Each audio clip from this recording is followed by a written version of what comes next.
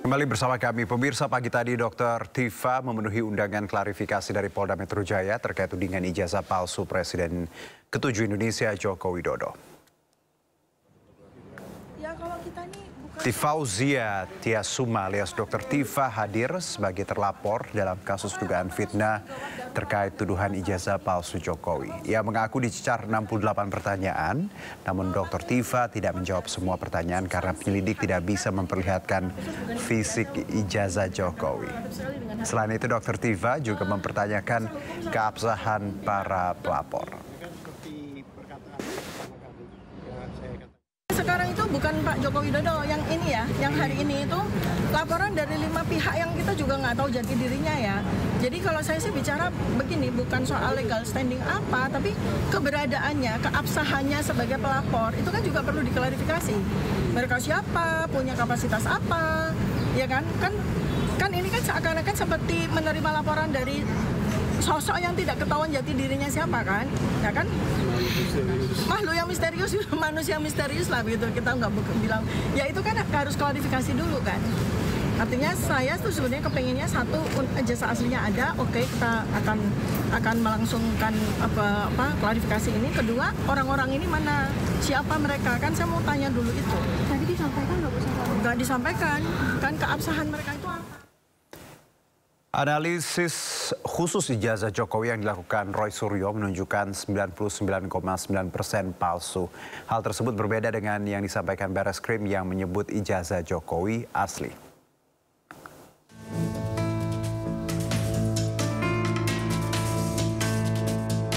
Gelar perkara khusus ijazah Jokowi telah selesai dilaksanakan.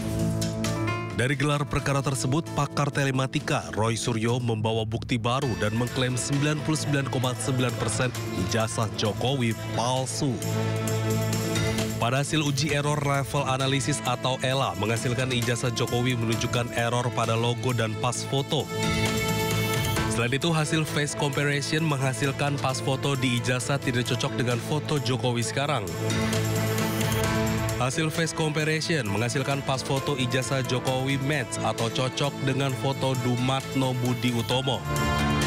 Kemudian ijazah pembanding nomor 1115 Fronojiwo, nomor 1116 almarhum Hari Mulyono, dan 1117 Sri Murtiningsih semuanya identik. Namun tidak dengan milik Jokowi. Di halaman pengesahan ijazah tertulis nama Profesor Ahmad Sumitro di November 1985. Menurut Roy, Ahmad Sumitro tahun 1985 masih bergelar doktor belum profesor. Selain itu, Roy menyebut tidak ada lembar pengujian dalam skripsi Jokowi. Menanggapi hal ini, pengacara Jokowi menyebut hasil analisis Roy Suryo ini berbeda dengan analisis Puslapor Polri yang melihat ijazah asli Jokowi. Bareskrim sudah clear yang diperiksa adalah ijazah asli, analog. Jadi kalau pemaparannya yang ditunjukkan pada saat press release itu ada fotokopi, ya itu kan berbeda. Yang diperiksa kan yang penting. Ya itu yang paling penting. Jadi jangan sampai seakan-akan Bareskrim tidak pernah memeriksa, itu tidak benar. Bareskrim sudah memeriksa ijazah aslinya. Pada Mei lalu, Bareskrim Polri memutuskan ijazah Jokowi asli. Keaslian itu dibuktikan dari uji hasil laboratorium forensik dengan membandingkan ijazah Jokowi dengan teman kuliahnya. Ya, pemirsa, Ketua Perjuangan Rakyat Nusantara Pernusa Norman Hadinegoro mengatakan Jokowi memiliki tim khusus untuk isu ijazah palsu. Berikut cuplikan perbincangan Norman Hadinegoro dalam podcast Sindo News to the Point aja. Saya tanya langsung. Iya kan, bahwa di Pak Jokowi itu ada tim khusus mereka itu. Oke. Oh, tim khusus untuk? Masalah negara kecil lah. Jadi bagaimana ininya? Pergerakannya. Saya tanya tentang itu. Jawabannya juga di luar dugaan saya. Gimana Pak? Di luar jangkauan, iya. Biarkan aja. Itu menaikkan rating saya. Tuh, berarti. Tidak ada konsultannya yang membahas khusus. Sudah lah, ini sudah. Berarti di maintenance ya. Wow. Makanya ini ya benar kalau sampai 2029 nggak hilang dong nih. Apanya? Ya isu ini karena kan ada tim yang melola itu kan. Ada begini, ini negara ya. Kadang-kadang kalau nggak ada isu dibikin isu lah. Iya. Lu punya gawe nih temen nih. Iya. Biar rame ya. Supaya nyaman gawenya, kita bikin isu beginian. Ini biasa. Benar nggak? Iya. Ya, ada tim khusus untuk memelihara isu. Apakah benar demikian? Lalu siapa yang membuat isu ijazah ini dan siapa pula yang berselancar di atas gelombang ijazah ini? Kita akan membahasnya bersama Ketua Umum Solidaritas Merah Putih, Sylvester Matutina, dan Wakil Ketua Umum Tim Pembela Ulama dan Aktivis Rizal Fadila. Assalamualaikum, selamat sore Bang Sylvester, Bang Rizal. Waalaikumsalam, selamat sore. Selamat sore, Bang Sylvester, Bang Fadila. Terima kasih sudah hadir. Izin Bang Rizal, saya ke Bang Sylvester dulu ya. Baik, Bang Sylvester, ini ada pernyataan menarik dari Norman Hadinegoro yang mengatakan Pak Jokowi ada tim untuk mengolah isu ini. Anda gimana tanggapannya, Bang Sylvester? Ya, saya tadi telepon ke Bang Norman, ya. Dia mengatakan bahwa dia tidak pernah bicara itu ya. Itu dari versi dia. Tadi pagi saya telepon dia. Terus bahwa sepengetahuan saya, Taroto ada, saya nggak tahu itu, ya kan? Karena apa? Kalau ada tim berarti paling tidak saya ini kan yang boleh dikatakan yang terdepan, yang diancam-ancam orang mau dibunuh juga. Pastikan saya pasti diikut sertakan. Jadi selama ini nggak ada, dan kita ketahui sejak Pak Jokowi muncul di gubernur ataupun Pilpres 2014, isu-isu pembusukan atau isu-isu tidak benar mengenai Pak Jokowi ini anak PKI, Pak Jokowi anak Gerwani, Pak Jokowi ini agamanya bukan Muslim, dan sebagainya itu sudah dihembuskan, ya kan? Termasuk isu mengenai orang tua Pak Jokowi dan sebagainya. Intinya Pak Jokowi PKI, ya kan? Kita tahu masa Pak Jokowi lahir tahun 61, PKI meletus tahun 65, kok anak umur 4 tahun jadi PKI ya? Itu kan isu nggak benar, memang sudah dihembuskan. Dan selama ini tidak pernah ada tim untuk mengelola itu, kecuali tim hukum ya. Dalam hal ini 2014 itu kebetulan saya bersama tim hukum yang melaporkan obor rakyat. Bang Sylvester. Termasuk sekarang ini tim hukum yang melaporkan mengenai ijazah palsu Pak Jokowi. Ya, intinya itu. Jadi kalau apa yang dikatakan Saudara Norman tadi, dia sudah membantah bahwa ya tidak mengatakan itu. Tapi dan Bang saya Sylvester, pun secara logika, kalau betul-betul ada pasti saya dilibatkan. Bang Sylvester, izin saya potong. Anda tadi sudah nelpon Bang Norman seperti itu. Beliau membantah, tidak menyebutkan itu. Tapi kalau tadi dari tayangan sebelum kita dialog, Norman jelas menyebutkan bahwa ada tim khusus. Terus beliau juga pernah bertanya sama Pak Jokowi langsung dan disebutkan biarin aja untuk menaikkan rating saya. Itu gimana tuh? Ya, berarti dia berbohong ya, Bang ya. Dan saya sesalkan itu. Dan memang Bang Norman ini bukan orang yang intinya untuk pelaporan itu, karena kan pelaporan itu dilakukan oleh teman-teman pengacara ya. Jadi makanya saya juga tidak yakin. Karena apa? Karena selama saya dan teman-teman atau saya sendiri ketemu Pak Jokowi nggak ada membuat tim itu ya. Makanya saya bilang tadi, kalau ini kan mungkin Bang Norman ini merasa dia cinta atau dia merasa paling dekat dengan Pak Jokowi. Dia bicara ke media seolah-olah bahwa ini loh saya yang dekat dengan Pak Jokowi, yang menanyakan langsung. Jadi ibaratnya saya rasa nggak ada ya, dia bohong ya. Slip tang ya Bang ya, kepleset ya, dikit jadi karena kalau tadi saya telepon dia mengatakan, oh benar, ya kan. Tadi bahkan dia minta maaf. Dia bilang, Adinda, dia kan lebih tua dari saya minta maaf, tapi dia bilang dia nggak ngomong. Nah itu kan berarti kan dia berbohong di situ. Bang Sylvester, Bang Rizal, sebelum saya ke Bang Rizal, kita coba putar lagi nih. Kira-kira Ketua Perjuangan Rakyat Nusantara, ini Bang Norman Hadinegoro ngomong apa? Tadi kita simak bersama, kita ulang lagi biar lebih jelas. Berikut ini. Saya tanya langsung. Iya kan? Bahwa di Pak Jokowi itu ada tim khusus mereka itu. Tim khusus untuk Ini masalah negara kecil lah. Jadi bagaimana ininya? Pergerakannya. Saya tanya tentang itu. Jawabannya juga di luar dugaan saya. Gimana, Pak? Di luar jangkauan, iya. Biarkan aja. Itu menaikkan rating saya. Itu berarti. Tidak ada konsultannya yang membahas khusus. Sudah lah. Ini sudah. Berarti di maintenance ya. Wow. Makanya ini ya benar kalau sampai 2029 nggak hilang dong nih. Apanya? Ya isu ini karena kan ada tim yang melola itu kan. Ada begini, ini negara ya. Kadang-kadang kalau nggak ada isu dibikin isu lah. Iya. Kamu punya gawe nih temen nih. Iya. Biar rame ya. Supaya nyaman gawenya, kita bikin isu beginian. Ini biasa. Benar nggak? Iya betul. Oke, Bang Sylvester, tadi itu pernyataannya. Ya, silakan. saya nggak bisa membantah bahwa dia bicara itu. Berarti tadi sebelum saya telepon dia itu kan belum ada nih, saya belum lihat. Jadi memang berarti saudara Norman ini berbohong kepada saya. Dia mengatakan dia nggak pernah bicara itu. Tapi kalau kenyataan secara logika saya bahwa Pak Jokowi tidak mempunyai tim itu. Kalau Pak Jokowi mempunyai tim itu paling tidak saya ini yang termasuk garda terdepan, ya kan? Mungkin Pak Rizal juga tahu, ya kan? Bahkan saya sekarang mau diancam-ancam dibunuh dan sebagainya. Nggak mungkin saya nggak dilibatkan, gitu loh. Baik. Nah, jadi intinya saya melihat dari sini aja saudara Norman sudah berbohong, ya kan? Kepada saya dia bilang dia tidak bicara. Ternyata ada video ini yang baru kita putar.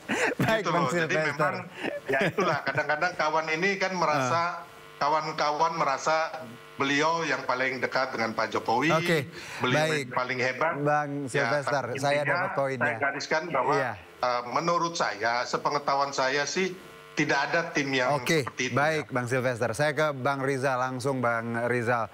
Tadi kita lihat pernyataan Bang Norman dan juga dari pernyataan Bang Sylvester bahwa ya tadi membantah. Kalau dari Anda sendiri, Bang Rizal, Anda percaya terkait ini atau mungkin Bang Rizal juga tim yang dimaksud mungkin Bang Rizal dibayar berapa mungkin? Iya Bang Juno, saya kira sudah dijelaskan sebetulnya oleh Bang Sylvester ya bahwa yang disampaikan via telepon tadi ternyata bohong, gitu kan, membohongi Bang Sylvester. Dari ekspresinya Bang Norman itu sangat serius sekali gitu. Dan seperti sangat meyakinkan akan keberadaannya gitu ya. Tapi Bang Sylvester tadi sudah mengatakan tidak ada gitu kan tim itu. Memang sebenarnya kalau ada pun itu merugikan Pak Jokowi sendiri sebetulnya. Itu bakal bukannya ratingnya naik, tapi ratingnya bisa anjlok gitu kan kalau kasus seperti ini di maintenance gitu kan, sesuatu yang tidak konstruktif gitu. Jadi apakah memang Bang Norman tadi betul gitu kan punya informasi yang valid mengenai keberadaan tim seperti itu, atau dia hanya sekedar menunjukkan kapasitas dirinya yang dekat dengan Pak Jokowi seperti yang sampaikan Pak Sylvester gitu ya. Saya kira itu di internal perlu mendapat kajian lebih dalam gitu, dan itu bagi publik tentu saja menjadi fenomena itu kan, bener nggak ya gitu kan, atau saling membohongi nggak ya jadi akhirnya kan menunjukkan tadi ratingnya makin anjlok gitu kalau menurut saya, kalau memang itu permainan gitu. Saya kira ini seharusnya bukan Bang Rizal, permainan. tapi kalau kita korelasikan dengan pernyataan Bang Norman tadi, mungkin dengan ada pernyataan itu lalu asumsi publik bukan, oh jangan-jangan Bang Rizal, Bang Roy dibayar gitu untuk mengangkat. Saya kira tidak ke sana relevansinya gitu kan, itu di internal. Itu maintenance-nya di internal gitu kan, di lingkarannya Pak Jokowi, bukan di lingkungan luar. Oh kalau di lingkungan luar mah ya saya kira tidak ada konten pembayaran dan sebagainya. Saya kira berbedalah dengan Pak Jokowi yang cukup kuat gitu kan pendanaannya, yang sebagaimana orang mengetahui gitu kan. Tapi kalau di yang luar mah ada ingin mencari kebenaran saja, benar enggak ijazah Pak Jokowi itu asli atau palsu, hanya itu saja gitu kan. Bahkan kadang-kadang dengan segala pengorbanan yang sifatnya pribadi untuk memperjuangkan pembuktian dari kebenaran itu gitu kan. Sebetulnya kita merepresentasi juga publik yang ingin tahu, sebenarnya mah sederhana saja kok, ingin tahu benar enggak ijazah Pak Jokowi itu asli atau palsu. Nah, dari sisi teman-teman ya masih berasumsi ataupun sangat menduga kuat palsu, sementara dari yang dekat dengan Pak Jokowi menyatakan asli. Nah, mari terus kita cari pembuktiannya gitu kan sampai tingkat yang optimal sebenarnya jalur-jalurnya. Bang Rizal, bahwa Anda tadi hanya ingin mencari benar dan salah saja ya, tidak ada kaitan tadi exposure atau pansos seperti itu ya dengan nama Jokowi. Tidak ya Bang Rizal? Tidak, saya kira tidak ada. Kalau bolehlah itu diuji secara pengkajian yang faktual. Saya kira tidak akan bisa ada. Bukan kita mengatakan tidak ada bukti, saya kira itu mah kadang-kadang seungkapan-ungkapan saja. Tapi nyatanya dari pribadi-pribadi yang ada ya, itu insya Allah tidak akan berbasis pada kepentingan-kepentingan pragmatis gitu kan untuk itu. Saya kira tujuannya idealisme ini saja gitu kan, kebenaran, kejujuran, keadilan. Saya kira itu yang menjadi prinsip sehingga kuat gitu. Insya Allah sehingga kuat kita sampai mana hayu itu karena misinya berdasarkan idealisme. Jadi kalau kita kembali tadi ke bahasan kita bahwa tidak ada ya tadi, Anda berdua percaya bahwa tidak ada tim khusus untuk memaintain kasus ini. Ini tumben nih Bang Rizal sama Bang Sylvester akur. Oke. Karena tadi Bang Sylvester dibohongin. Oke, sekarang saya ke Bang Sylvester. Bang Sylvester, ya tadi Bang Rizal punya tadi tanggapannya terkait ini. Anda juga sudah menyatakan respon Anda terkait ini. Lalu selanjutnya apa? Karena ketika ada orang berbicara seperti publik juga berhak untuk punya asumsi ketika bola ini dilempar bahwa oh mungkin saja ini terus dibangun agar tadi mungkin ada maksud tertentu atau tadi katanya kan kata Bang Norman tadi Jokowi bilang sendiri biarin aja biar naikin rating saya gitu. Gimana Bang Sylvester? Ya kan saya dan Bang Rizal udah sepakat bahwa kita nggak punya tim khusus untuk itu. Bang Rizal dan kawan-kawan mencari kebenaran, ya kan? Walaupun menurut kami nggak ada kebenaran di situ, ya kan? Nggak ada masalah, kita tinggal buktikan secara hukum. Jadi omongan saudara Norman juga ini kan kita nggak bisa buktikan, ya kan? Saya belum pernah tahu Norman pergi berdua ya. Sepanjang saya tanya semua teman-teman, apakah saudara Norman pernah berdua dengan Pak Jokowi? Sampai saat ini tidak pernah terkonfirmasi. Gitu loh. Ya kalau saya kan bola-balik mungkin sama yang saya sendiri bertemu berdua gitu kan itu terkonfirmasi ya kan. Saya juga sampai tanya ke teman-teman yang dekat Pak Jokowi ya kan bahwa tidak ada pernah saudara Norman berdua dengan Pak Jokowi. Jadi intinya itu bahwa kembali lagi tadi pagi saya tanya dia sebelum ada penayangan ini, makanya saya kaget barusan lihat video itu ternyata Bang Norman bicara seperti itu gitu loh. Nah, jadi dari dua hal ini, yang pertama saya bilang tadi dari orang terdekat Pak Jokowi yang di rumah Bapak ataupun dimanapun belum terkonfirmasi saudara Norman bertemu berdua dengan Pak Jokowi. Terus yang kedua, paling tidak saya salah satu tokoh yang bersama Pak Jokowi juga selama ini. Apabila ada tim itu paling tidak pastinya saya akan diajak bicara atau diikut sertakan. Dan juga saya yakin bahwa Pak Rizal dan kawan-kawan nggak mungkin lah dibayar Pak Jokowi ya untuk supaya meributkan ijazah palsu ini. Jadi dari situ kita melihat bahwa omongan saudara Norman ini kita nggak bisa pegang ya. Hanya memang dalam beberapa hal kadang-kadang di kalangan kita yang dekat sama Pak Jokowi kita tahu bahwa Norman ini kadang-kadang sok merasa paling dekat paling mengetahui lah. Bahkan mungkin dia lebih mengetahui diri Pak Jokowi dari Pak Jokowi sendiri gitu. Harusnya kita undang ya Bang Norman ya, biar kita cross check gitu. Oke, nah mungkin saya masih ke Bang Silvester. Bang, kalau kita tahu tiap pemimpin negara, presiden juga termasuk Pak Jokowi ketika menjabat kan memang punya tim komunikasi kan, tim komunikasi presiden seperti itu.